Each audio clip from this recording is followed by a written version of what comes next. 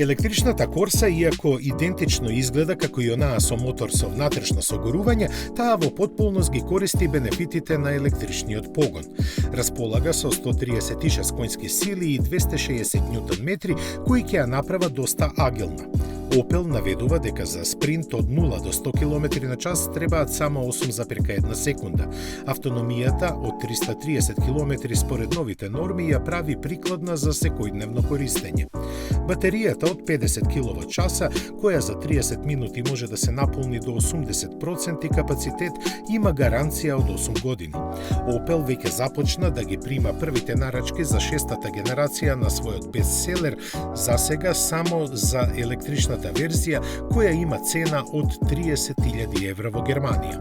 Од класичните погонски системи, главнината на понудата ќе ја сочинуваат 1,2 литарски бензинец во изведби од 75, 100 и 130 конски сили, додека дизелот ќе биде само еден со 100 коњи. Што се однесува до изгледот, веќе на прв поглед е видливо дека дизајнерите на Opel малку повеќе се потрудиле.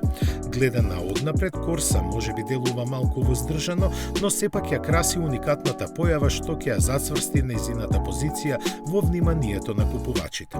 Поставена на CMP платформата, како и другите модели на француската група во оваа класа, која и донесе заштеда во тежината за повеќе од 100 кг.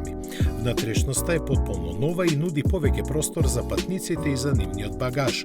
Инструментаблата ќе може да биде дигитална, а за разлика од трендовите, командите за климатизацијата ќе бидат одвоени од централниот дисплеј.